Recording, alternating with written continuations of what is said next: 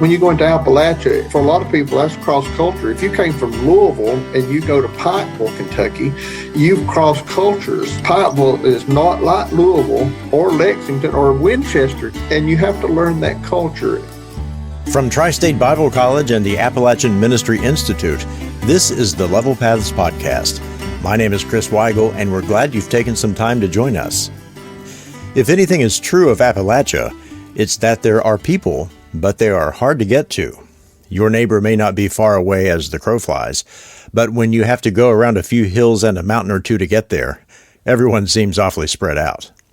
On today's Level Paths podcast, we're talking about Appalachia's rural landscape and the effect it has on the church. To do this, Rex Howe and Dr. Matt Shamblin have invited Dr. Jeff Clark from Wheaton College. Dr. Clark is a former pastor, church planter, executive director, former IMB missionary, and he currently works with the Rural Matters Institute at Wheaton College and the IMB. He is a graduate of the Southern Baptist Theological Seminary. Dr. Jeff is unmistakably from East Tennessee, and his upbringing has given him firsthand experience when it comes to rural living and ministry. With more on ministry in the rural context, here's Dr. Matt Shamblin. You know, it's incredible as we've interviewed, talked to so many people that we're seeing what God's doing across Appalachia. And there is a guy who had an incredible ministry in Appalachia and then international ministry. And we've made reconnection with him. And amazingly enough, he's a guy that I knew by name and have known by interaction. And he and I have some of the most dear friends as mutual friends, but we've not really made a lot of connection. And that's Dr. Jeff Clark. Jeff, it's great to talk with you today about rural ministry. Well, thank you. I'm glad to be here. So, Jeff, tell us a little bit about yourself. Give us your background. Give us some ministry experience. Tell us who you are. I grew up in the southwest corner of Appalachia, where Appalachia and the South meet in Tennessee, on the Tennessee-Alabama line. I grew up in a holler on a farm where my dad grew up. His dad grew up, his dad grew up, his dad grew up, and my family had been in that area since 1812. I grew up on the Bethel Clark farm, next to the Gilbert Clark farm, behind the Charlie Clark farm, in front of the Laverne Clark farm, and then Thelberta Miller. Thelberta was a Clark, but she married a Miller. She got a farm. So I grew up in a clan, if you will, up in Happy Holler, and every preconceived picture you have of Appalachia is true of somebody in my family. Somebody has done it, been it. That's just my culture. I went to college. I went to Carson Newman in East Tennessee and then Southern Seminary. Knowing that God called me in the ministry, all my planning was just to pastor a small country church. I never had any great ambitions, never saw myself as the next Charles Stanley or Adrian Rogers. I just was going to be happy if I could pastor anything. And while at seminary, I got sidetracked. My wife and I went to northern Michigan and started a church in a small rural town of about 2,500 people, 5 hours north of Detroit. We did church starting before church starting was popular, before skinny jeans and beards and all that kind of thing. Before they did assessments, if you're breathing and you're willing, they took you. And so we went to a community that on Saturdays spoke Polish. The radio station was in Polish on Saturdays. So I grew up in ministry. First church was a rural church, but it was Polish. And I've learned that Polish men and hillbillies were very similar. They drove four-wheel drive trucks, had six-pack, a gun rack, listened to country music. So it was a good fit. I did a church start in Orlando, Florida. That was my wilderness experience. I did another church start in Middle Tennessee, and then church starting became popular. So I moved to West Virginia to oversee church starting for the state of West Virginia. That's where Matt and I's path overlapped. I covered the whole state. I went from Chester all the way down through the coal fields, helping with church starting and helping with evangelism in the state. Then I moved to Montana and oversaw the Montana Southern Baptist Convention. I was the executive director for the convention. My history is I start things, organize things, hand them off, and move on. Then my wife and I, our journey took a very curious turn, and we had an opportunity and we seized it. And for 13 years, we lived in China and Taiwan. Now, I'm one of the very few Appalachian Americans you'll ever meet that speaks Chinese. I took English as a second language in college, much less now learning Chinese. When I hear the story of Jeff Clark, I have to be honest with you, the pieces don't fit. Here coming from hillbilly land of East Tennessee, and then when I think of Southern Seminary, I think of the navy blue blazer and the bow tie, speaking with a hillbilly accent, planting a church in Orlando, and then in Michigan and Orlando, and then going to China, speaking Chinese. But isn't that incredible? The story of what God has done is incredible. Is there a word for Ewans in Chinese? We've got to hear this live on the air. Neiman roughly translates as y'all or Ewans. It depends on which part of Appalachia you're from. But I can remember as a kid, I had to milk cows every morning. I can remember leaning my head against that cow, milking that cow, saying, God, if you'll get me off this farm, I'll go plumb to China. Well, just be careful what you pray. And now the International Mission Board, along with Wheaton College, have asked me to come back to do research and to do training about rural. I do the world side with IMB, and I do North American side with Wheaton College. That's my story. So you've taken us up till today. Tell us, what are you doing particularly now with rural ministry in North America? In North America, when Ed Stetzer asked me to take this job at Wheaton College, he told me, he said, I want you to come and I want you to be the rural expert for North America. I want you to be the voice of rural for North America. So I came in 2019 to this job. As I came to this job, there's been a groundswell of books and things about rural. Before 2014 or so, you couldn't find hardly any books. And if you could, they were mostly just stories about how men pastored churches. They weren't written from an academic perspective or from a detached perspective. So when I came to this job, I realized there's already some great experts out there, but each network leader is kind of working in their own area. One of the things I want to do is bring those leaders together. So I'm working to work with leaders who then work with pastors. So it's a two-level approach, working with rural leaders who then have connections with rural pastors. That's been a lot of my job, is bringing people together, bringing people like Glenn Damon and Brad Roth, Stephen Whitmer, Carl Vaders, Steve McVeigh, all of these men who have major networks, and they cross the range from Acts 29 to a Wesleyan group, but they all have salvation through Jesus and a belief in the Bible as God's inerrant word. And so we're working with these guys to bring them together, to help them meet one another, to see what they're doing and to work together. We just recently did a survey of these men to find out what are the biggest issues and biggest needs, that kind of thing. So my work right now is pulling these men together. Anytime research is done, it enables it not to be redundant, and it allows it to move forward, which has been one of the most difficult things in rural ministry. Is, as you've said, when you read some of those early books, they were stories about the movement of God in a particular place, but few of those things ever actually drove rural ministry forward and kind of brought forward best practices. So, Jeff, what are you seeing currently in rural ministry? When you think about rural ministry, what does it look like now from this perspective, which is really a diverse one? What does rural ministry look like now? There's a couple of different questions in that. The first question is, as we look at pastors, what are we seeing with pastors in this? And right now we're seeing pastors who are dealing with a lot of fatigue. For men who are already overwhelmed, working a 40-hour job, trying to pastor a church, trying to take care of a family, or working a 25-hour job and a 25-hour job, it was hard enough when things were going well. With COVID coming, it really became very difficult for them. And so we're seeing a lot of fatigue. We've seen the surveys where it says, half of all pastors are thinking about quitting. However, Lifeway recently did a survey that shows that pastors are not quitting in numbers significantly higher than before the pandemic. Now, we don't know if that means that they're just thinking about it, but they're still hanging in there, or if it means, I've heard a couple of people say that they're trying to sail the ship until they get back to calm seas, and once they're not needed, they're going to shell out.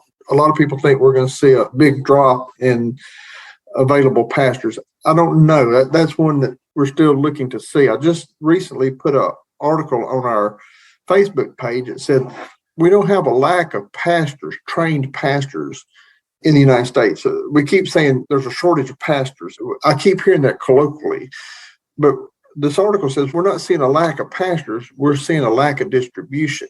Somebody graduates from a Bible college, a seminary, they want to go where the people are or where they can get paid. It's hard to find people who are willing to go back to my mom and dad's church. It's one of those little shotgun brick churches, sanctuary in front and 4 classrooms in the back and 2 bathrooms that are finally inside. There's not much glory in that. There's not much financial stability in that. And so the continual finding of pastors is something we've got to rethink, especially in rural settings. We have to start thinking about how do we raise up men from within our churches to pastor. If anything, COVID has shown us the lack of discipleship making. Churches have been good at preaching. They've been good at making church function. But somehow we've not been as good at disciple making people who can feed themselves, who can study the Bible, who can lead a Bible study, who can go out and start another church. We need disciple makers who make disciples who make disciples. Am I preaching too much? No, this segues right into what I wanted to ask you next. So talk to us about the encouraging and concerning trends in rural ministry. I know that was a point of clarity for me because I've seen those surveys that say, we lack pastors and there's a pastoral shortage, but you're saying maybe that's not the case. Maybe the case is we're just not distributed well. So what's encouraging about rural ministry, and then what's concerning? And in that concerning part, if you could head on address what can rural ministries, both local churches and ministries like Tri-State Bible College, do to help raise up bivocational leaders? What's encouraging is the visibility that has come in the last 5 or 6 years. I'm not a political person, but the 2016 election made an awareness of rural people. There's been somewhat of a rural renaissance. The 2016 election and then COVID hitting, people moving out of the cities back into the countryside where they have good cell reception and can work an hour, 2 hours away from a city center. For the last 2 years, I've been working, if you can see where I'm sitting right now, I'm sitting in a guest bedroom with my little office set in one corner and a bed is right behind me. And on the bed, I've got all my books laid out that I'm using. So what that means is there's a big migration right now from the cities to the country. I just talked to a guy yesterday who said, you can't buy a house in his little town right now for all the people coming out and buying them. The prices have gone up astronomically as people have moved out. There's good news and bad news with that. The good news is the people are coming. The bad news is they're not like us. They have some expectations and they have a different mindset. In order to reach them, we're going to have to develop a missionary mindset instead of a pastoral mindset. Pastoral is good, it's godly, it works for maintaining a church. But if you want to reach the other people, you're going to have to learn their language, culture, learn how to communicate with them. But the books coming out in the last few years, the books that are coming out right now are excellent. In 2007, right before I left to go overseas, I had all the books about rural. There's 4 of them, I think. Right now, I've got 2 shelves full of them and more coming out every month. I just keep getting more and more books. I'm a knowledge hoarder, so I gather these books up. So that's been good. That makes a visibility. There's an awareness, like the North American Mission Board now has an emphasis on rural that they're doing. The Assemblies of God have an emphasis. The Wesleyans have an emphasis. The Methodists have an emphasis. So we're seeing different denominations and different organizations that are pushing. There's groups that are developing the Acts 29 Rural Collective, Dirt Roads Network. Again, the concerning things that we were talking about present us issues. And the issue that I brought up about pastoral distribution, I'm not sure that we can redistribute seminary educated pastors out to rural settings. We're going to have to learn how to raise up our rural pastors from within our own churches. Let me give you an example. Several years ago, I went to a little town that had 175 people, I think was the total population of the town.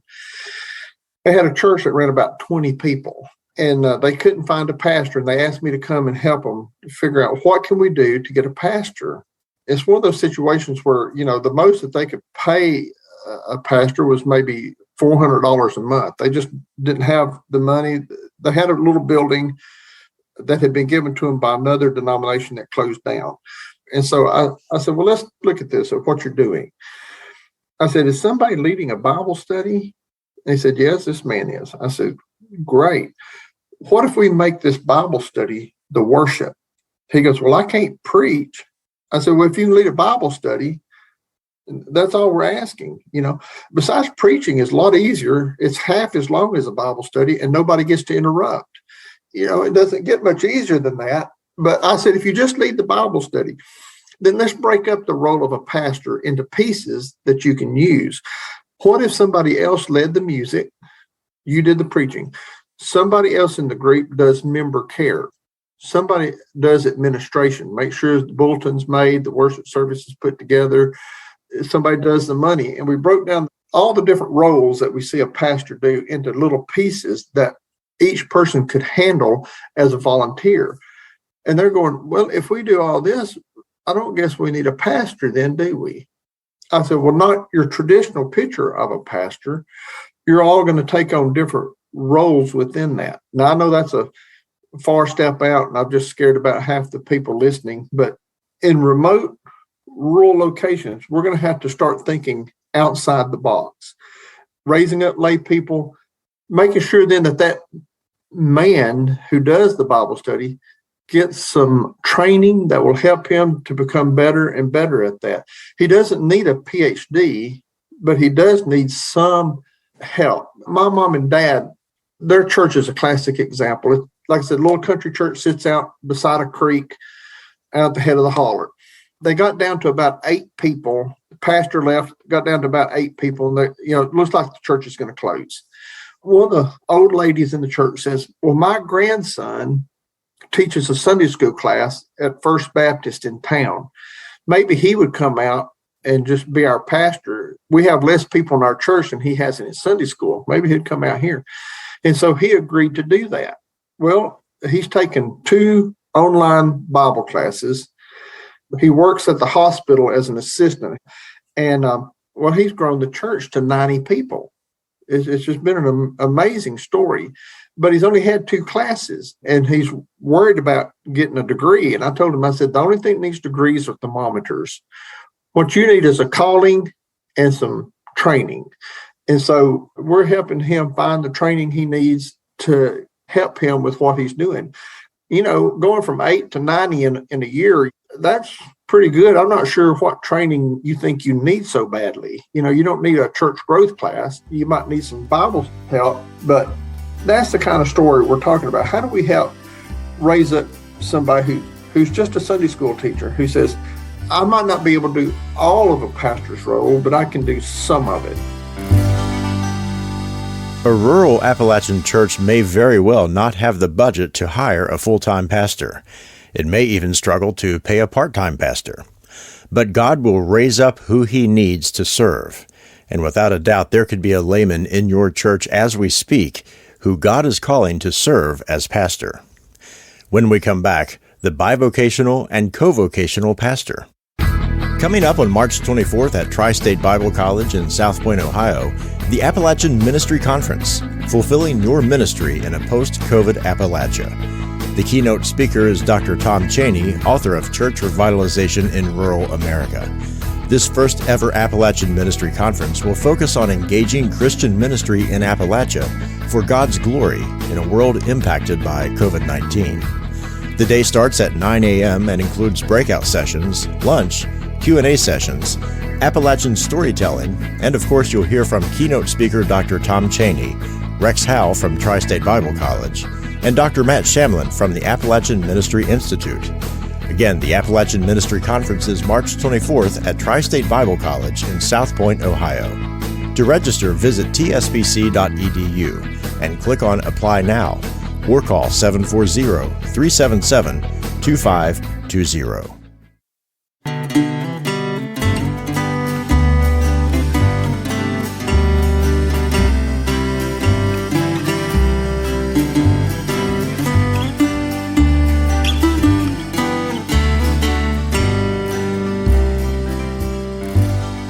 You said something interesting that I'd never really heard before, and that was the phrase rural renaissance. It is true that when we think about the election of Donald Trump, it was really middle America, rural America that brought him into office. And when we think about that from the missionary mindset, we've always focused on the cultural centers, on the centers where the most people are. But it's encouraging to hear a renewed focus on rural America. It's not been all that long ago, a couple hundred years or more, we saw in America an emphasis on rural ministry where the Methodists did exactly what you're talking about, raising up young men from among their congregation, giving them a charge, multiple churches, and a responsibility to pastor those churches, and then slowly educated those churches.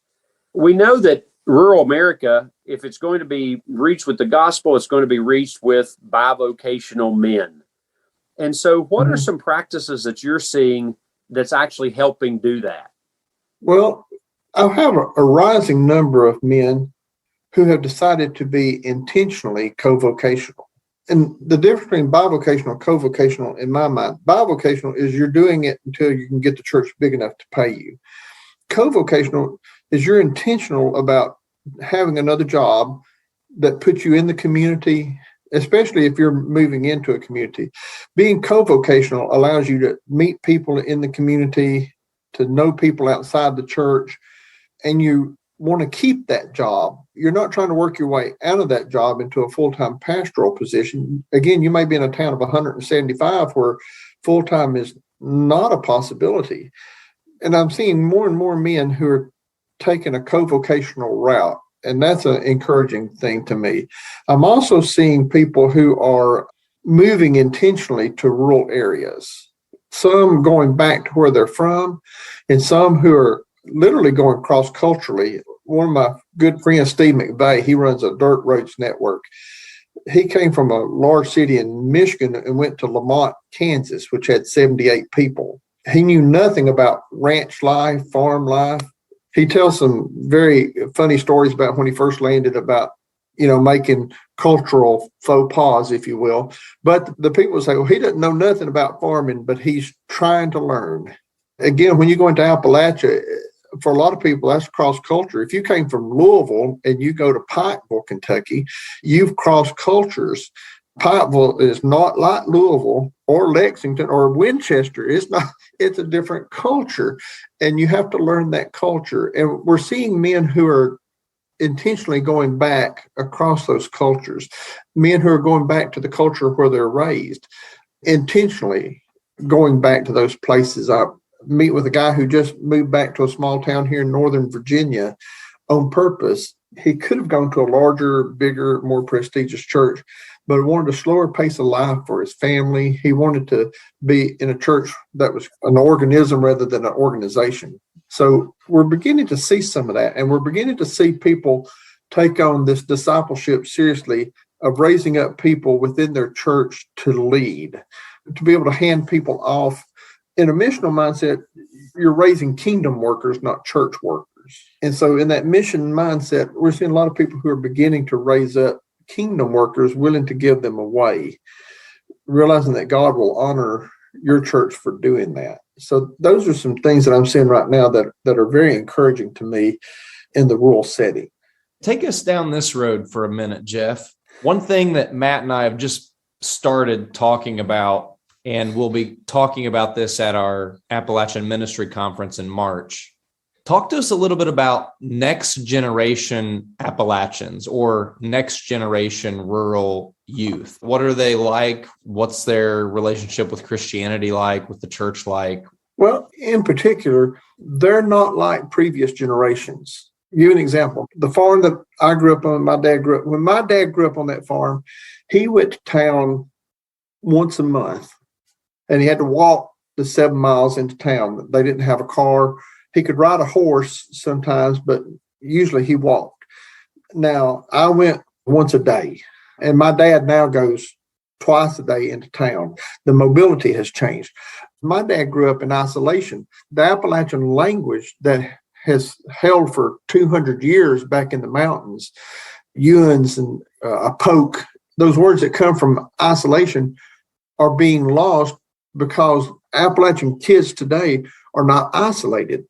They can see today what's going on with the kids in New York City. They're up with whatever the next wave is in music. I'm pure Appalachian. I still listen to bluegrass. But whatever the newest thing is, they can see it immediately on their computer screen. Before, the church was the only entertainment in town. So you went to youth group because there was nothing else going on. Now there's so much more with basketball and baseball and football, the ability to literally Zoom to any part of the world and talk with your counterpart in Japan or in Greece or wherever has made the dynamic much different for churches today. However, the one thing that they're still hungry for, hungrier, I think, than even when I was going, is a community. When we moved to the church there in Scott Depot, my wife took over the youth group. There were 6 kids in the youth group. When we left, in a month, we had about 300 kids come through the program. It was just a tremendously large response. And we never once went to play laser tag, which was a big thing at that time. We only took kids to do ministry. What we found was the kids then, and I think the kids now, are hungry for community. Although they know more people through the computer, they're still more isolated than ever. The loneliness that comes with that has been overwhelming. And especially in a rural area, like when I was growing up, I was only half a mile from the nearest person my age. But that was pretty close in our area. In order for us to get up a football game, we had to get up enough people from, a 7-mile radius on Sunday afternoons. Well, take that with the isolation that comes with sitting in front of a computer screen has made it very difficult in rural settings. I'm finding that churches that focus on building community within these kids, and again, that discipling process, and disciple making is not a program at this point. This is a discipling that comes with life on life, taking a young man with you when you go to make visits, putting 3 or 4 in your car to go visit other teenagers. We had more fun going to and from things than actually attending them sometimes. I had a white van that was a company car. When I turned it in, all 4 speakers were completely blown. Back in the 90s, we played Audio Adrenaline until it blew the speakers. Can you just get this picture?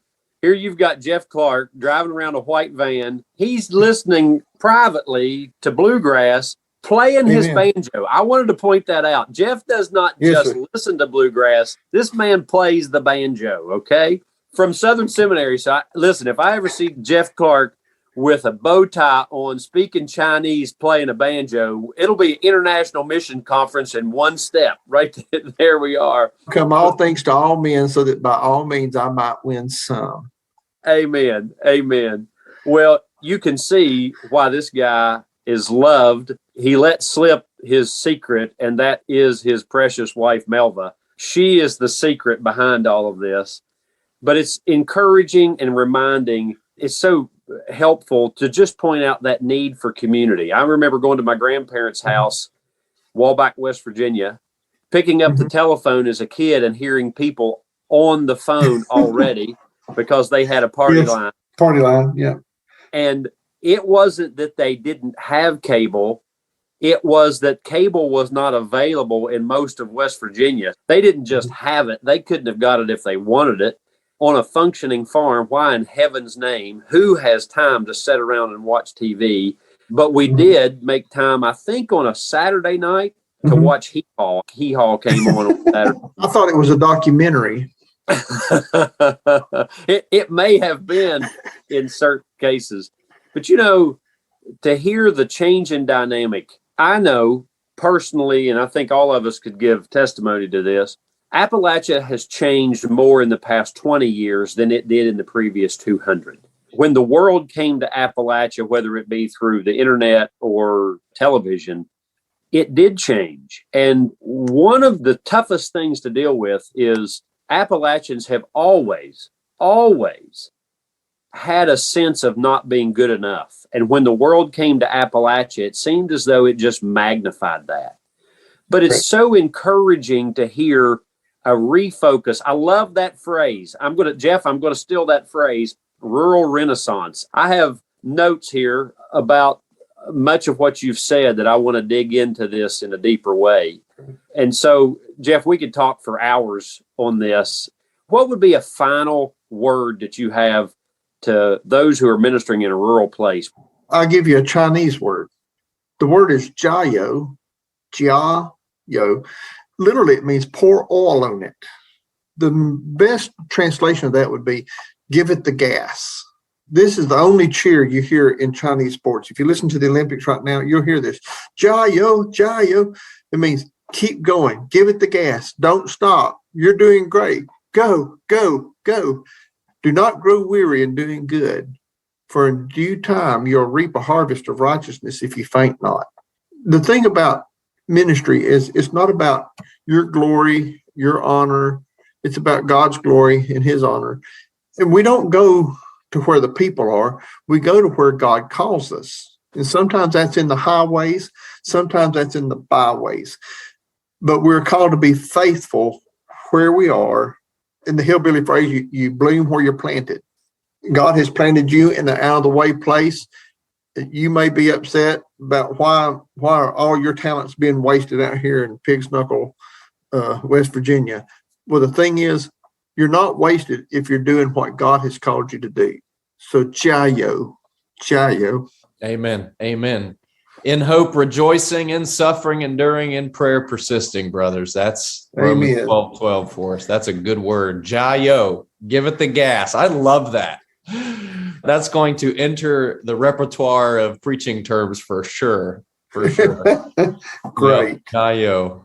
Well, I want to point out just a few things. We want to mention the conference coming up on March 24th, Appalachian Ministry Conference. We're going to be having these kinds of conversations all day long. We really want you to come out and spend the day with us at Tri-State Bible College. You can register at tsbc.edu. Just click on Apply Now, and that'll take you to the menu where you select the conference. We want to highlight that if you're a co-vocational or bivocational pastor, we have 10 customizable certificates. If you just need a little bit of training in the Bible or a little bit of theology or a little bit of just how do I run a church, we have just 1-year programs that'll get you what you need. Like Jeff said, you're not a thermometer, you're a pastor. Let's just meet you where you are. So we have those things there. Jeff, thank you so much for your time, brother. Oh, absolutely enjoyed it. Anytime I can help, just please call on me. A rural renaissance, raising up kingdom workers as opposed to church workers, building community. Dr. Jeff Clark has barely taken the lid off the dynamics and strategy involved in rural Appalachian ministry. Like Dr. Matt said, this conversation could have continued for another few hours. So there is much more to be learned, and if you'd like to continue this conversation, reach out to Rex Howe at Tri-State Bible College and Dr. Matt Shamblin at the Appalachian Ministry Institute, rex.howe@tsbc.edu, and matt.shamblin at tsbc.edu. And you can also learn more at the Appalachian Ministry Conference coming up at Tri-State Bible College in just a few days. It's Thursday, March 24th. For more details, call 740-377-2520 or visit tsbc.edu.